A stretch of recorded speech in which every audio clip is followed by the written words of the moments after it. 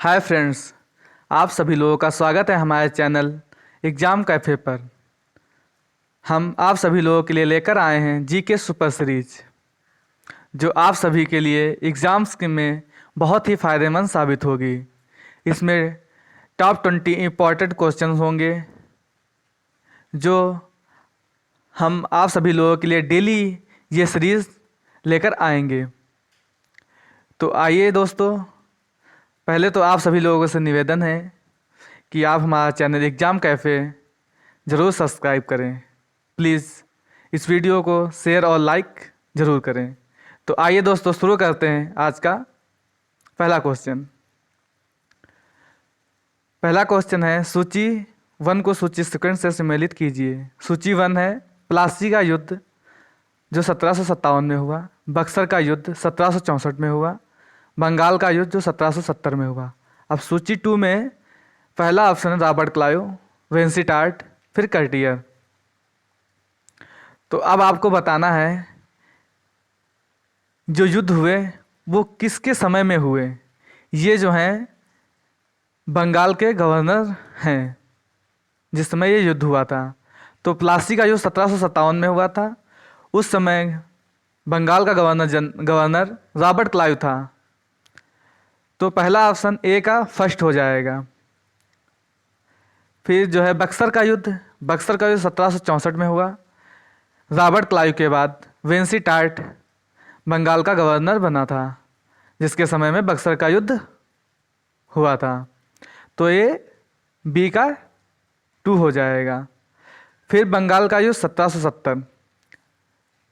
1770 में कर्टियर बंगाल का गवर्नर था, जिसके समय बंगाल का युद्ध हुआ था। तो बंगाल का युद्ध 3 हो जाएगा, सी का 3। तो इसमें पहला ऑप्शन ए का 1, बी का 2, सी का 3, पहला ऑप्शन बिल्कुल सही होगा। तो आइए दोस्तों देखते हैं नेक्स्ट क्वेश्चन। प्लासी की लड़ाई 1757 में अंग्रेजी सेना का नेतृत्व किसने किया था। प्लासी की लड़ाई 1757 में हुई थी।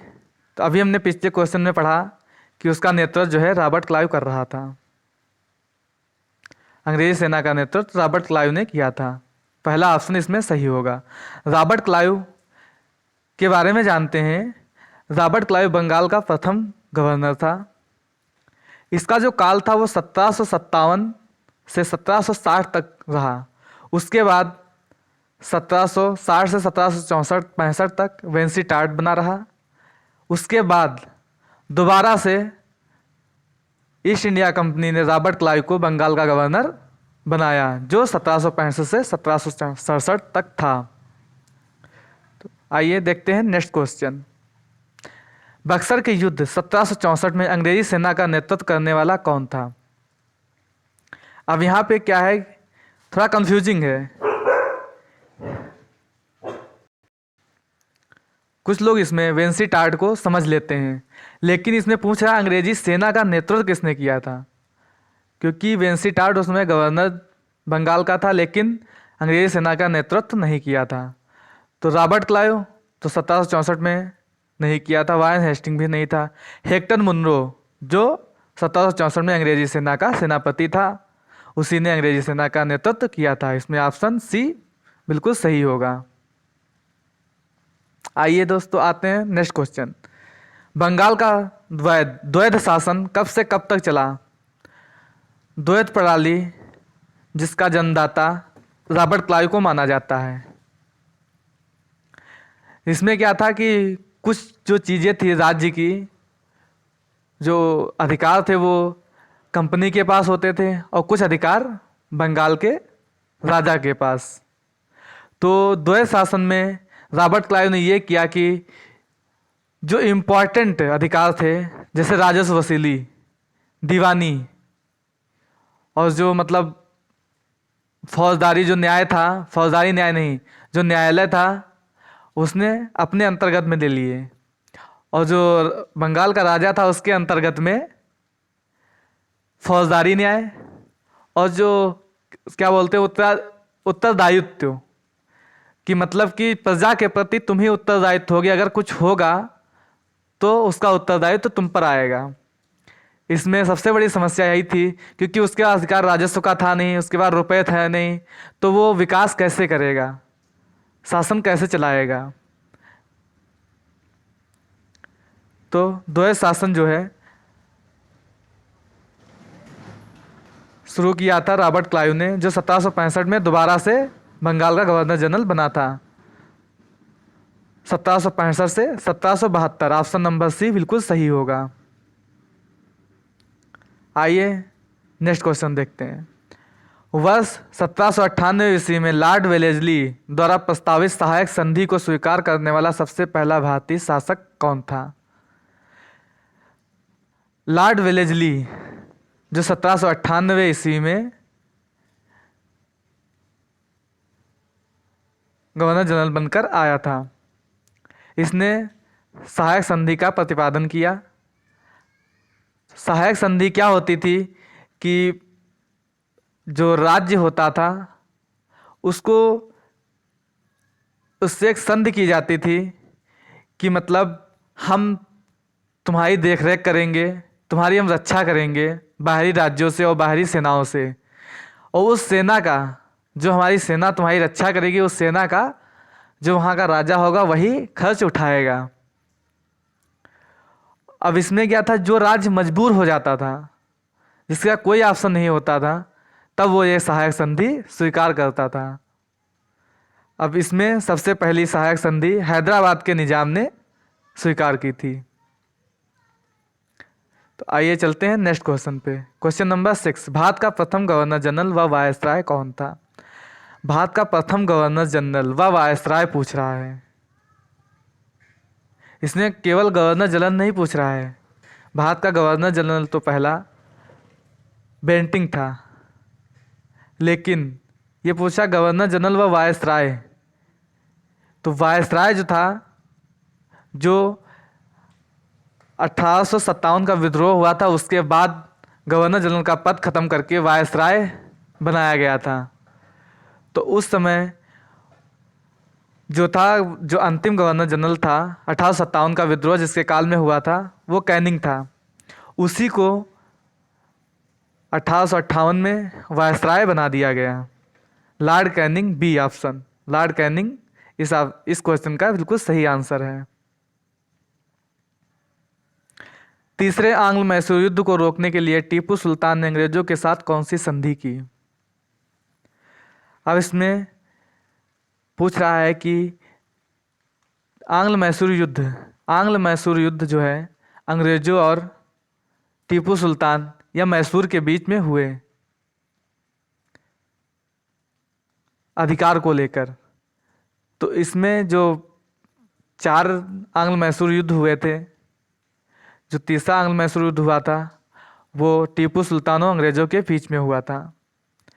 तो इसमें जो है टीपू सुल्तान हार गया था, जिसमें इसको श्रीरंगपट्टनम की संधि करनी पड़ी थी। तो इसमें ऑप्शन नंबर बी बिल्कुल सही है। ये जो है 1792 में संधि हुई थी। इस समय जो है 1792 में कॉर्नवालिस गवर्नर था। तो आइए देखते हैं नेक्स्ट क्वेश्चन। राज्य क्षय, हड़प नीति, जब्ती सिद्धांत किसके द्वारा लागू किया गया था? ये हड़प नीति जो है डलहौजी के द्वारा लागू की गई थी। इसमें ऑप्शन नंबर डी बिल्कुल सही है। डलहौजी का कार्यकाल 1848 से 1856 तक रहा। इसके कार्यकाल में बहुत सारे महत्वपूर्ण कार्य हुए। इसने जो है बहुत सारे सुधार और ब्रिटिश शासनकाल का भारत में बहुत ज़्यादा ही विस्तार किया। इसने रेल का निर्माण करवाया भारत में, डाक खाने का निर्माण करवाया, और इसने मतलब राज्यों को हड़प करके, ज़बरदस्ती हड़प करके।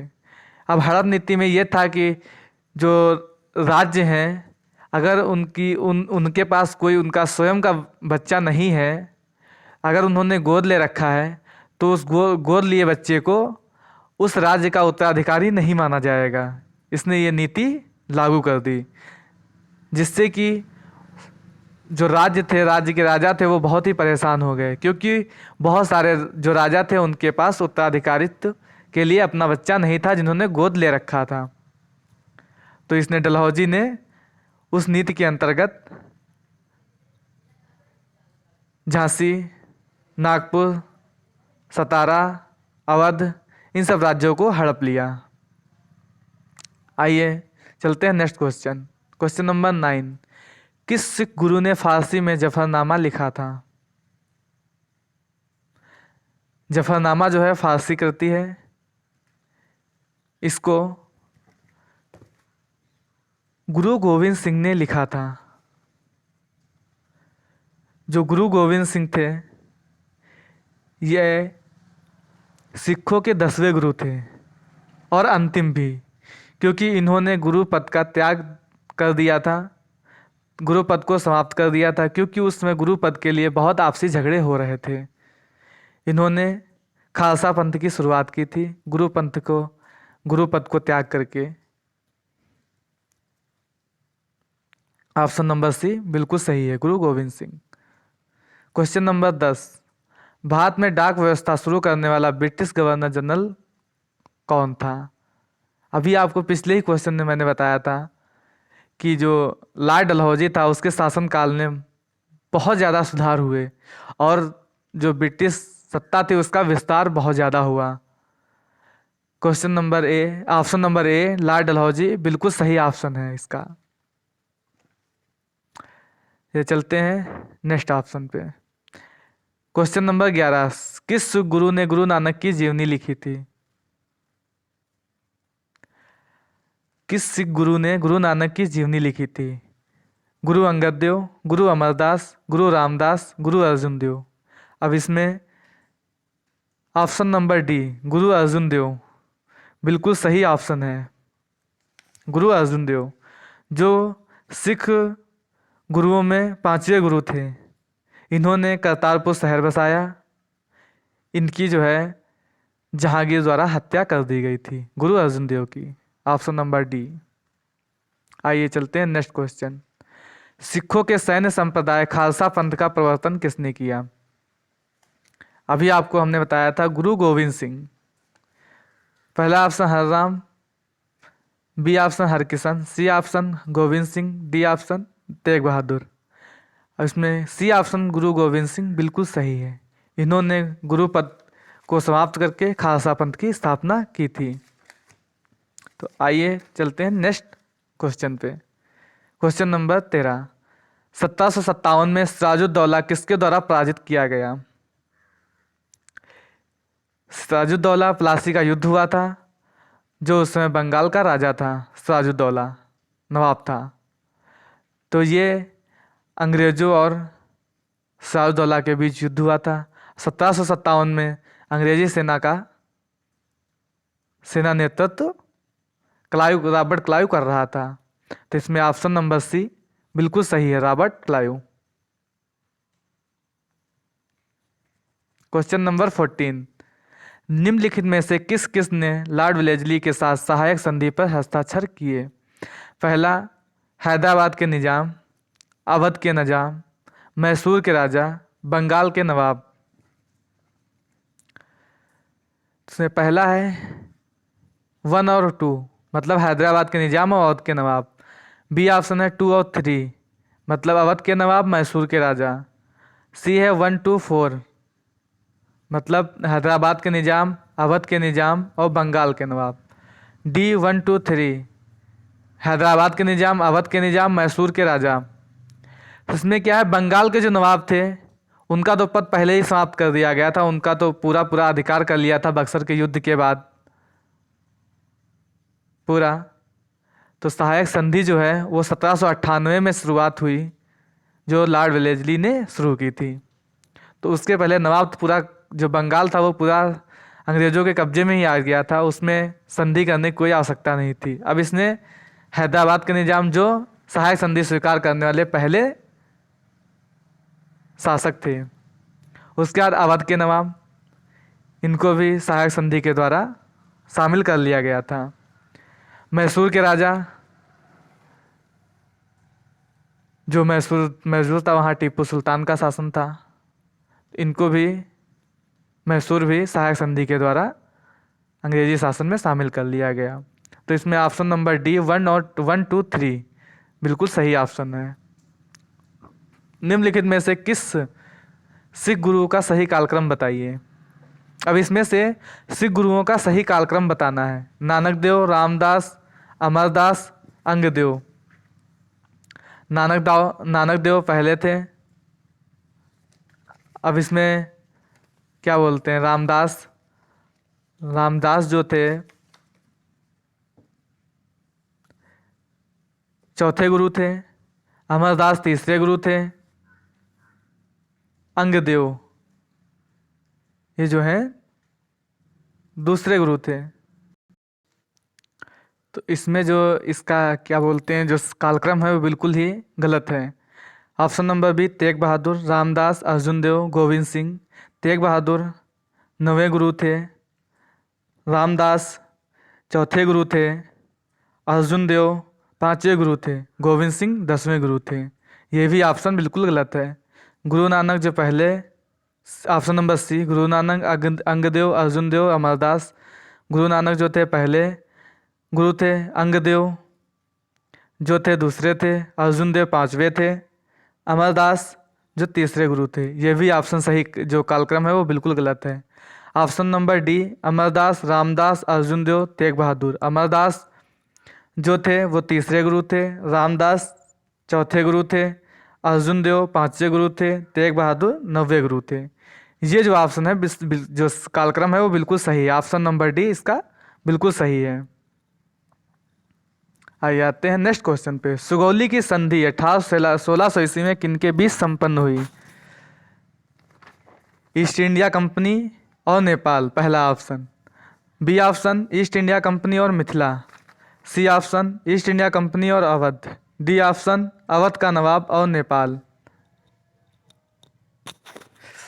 जो ईस्ट इंडिया कंपनी थी, इसका युद्ध 1816 ईस्वी में नेपाल से होता है, जो आंग्ल नेपाल युद्ध के नाम से जाना जाता है। इसमें जो है ईस्ट इंडिया कंपनी और नेपाल के बीच सुगौली की संधि होती है, जो 1816 ईस्वी में संपन्न होती है, जिसमें सुगौली की संधि में ईस्ट इंडिया कंपनी को नेपाल के बहुत सारे हिस्से, जिसे उनका जो तराई का मैदान था वो उनको प्राप्त हो जाता है अंग्रेज़ों को, और गढ़वाल व कुमाऊँ इनके किले भी अंग्रेज़ों को मिल जाते हैं। इस समय जो 1816 ईस्वी सुगौली की संधि हुई थी, इस समय गवर्नर जनरल लॉर्ड हेस्टिंग्स था। पहला ऑप्शन ईस्ट इंडिया कंपनी और नेपाल बिल्कुल सही है। चलिए चलते हैं नेक्स्ट क्वेश्चन पे। टीपू सुल्तान की मृत्यु 1799 ईस्वी में कहाँ पे हुई थी। मैसूर में, कुर्ग में, श्रीरंगपट्टनम में, वांडीवास में। अब इसमें ऑप्शन जो है सी बिल्कुल सही है, श्रीरंगपट्टनम में, क्योंकि 1799 ईस्वी में टीपू सुल्तान और अंग्रेज़ों के बीच आंग्ल मैसूर का चौथा युद्ध हुआ था, जिसमें टीपू सुल्तान मारा गया था। ये युद्ध श्रीरंगपट्टनम में हुआ था, तो श्रीरंगपट्टनम में टीपू सुल्तान की मृत्यु हो गई थी। ऑप्शन नंबर सी बिल्कुल सही है। क्वेश्चन नंबर 18, हड़प नीति डॉक्ट्रिन ऑफ लैप्स के अंतर्गत कौन से भारतीय राज्य कब्जे किए गए थे। अब इसमें option number A Jhansi, Nagpur व Travancore. Jhansi, option number B Jhansi, Nagpur व Satara. Option number C Jhansi, Satara व Mysore. Option number D Mysore, Satara व भावनगर। अब इसमें क्या है, इसमें जो हड़प नीति है वो डलहौजी की नीति थी, और इसमें जो है डलहौजी जो है गवर्नर जनरल था। तो इसमें झांसी, नागपुर व सतारा, ऑप्शन नंबर बी बिल्कुल सही है। क्वेश्चन नंबर 19, ठगी प्रथा के उन्मूलन से संबंध गवर्नर जनरल थे। ठगी प्रथा, उस समय जो है ठगी प्रथा जो बहुत चल रही थी, उस समय जो है जो गवर्नर जनरल थे वो बेंटिंग थे। Option number A Cornwallis, option number B Bentinck, option number C Dalhousie, option number D Ripon. तो बी ऑप्शन बेंटिंग बिल्कुल सही है। ये जो है ठगी प्रथा का उन्मूलन 1830 ईस्वी में हुआ था। ये जो है कर्नल स्लीमैन, कर्नल स्लीमन ने ठगों के विरुद्ध अभियान चलाया था। ये भी ऑप्शन पूछता है कि उस समय कर्नल कौन था जिसने ठगी प्रथा के खिलाफ अभियान चलाया था। आइए चलते हैं नेक्स्ट क्वेश्चन और इस वीडियो का अंतिम क्वेश्चन। ओडियार के शासक थे, ओडियार कहाँ के शासक थे? जो वाडियार था, वाडियार लोग थे, वंश है एक वाडियार, ये कहाँ के शासक थे? ये जो ऑप्शन नंबर ए मैसूर रियासत, option number B Travancore, option number C Vijayanagar, option number D इनमें से कोई नहीं। तो इसमें जो है ऑप्शन नंबर ए मैसूर रियासत बिल्कुल सही ऑप्शन है। में ऑप्शन नंबर से बिल्कुल सही है। वाडियार वंश जो है मैसूर रियासत के शासक थे। जब विजयनगर जो राज्य था, विजयनगर का विघटन हो जाता है, तो वाडियार वंश जो है अपने राज्य की स्वतंत्र राज्य की स्थापना कर लेता है, जो मैसूर में रहते थे। तो ऑप्शन नंबर ए बिल्कुल सही है। तो फ्रेंड्स प्लीज़ कमेंट करके ज़रूर बताइए कि आपको ये वीडियो कैसा लगा। प्लीज़ हमारा चैनल सब्सक्राइब ज़रूर करें। हम आपको डेली इसी तरह top 20 important questions GK super series उपलब्ध कराते रहेंगे। तो प्लीज़ दोस्तों हमारा चैनल सब्सक्राइब शेयर और लाइक करना ना भूलें। धन्यवाद।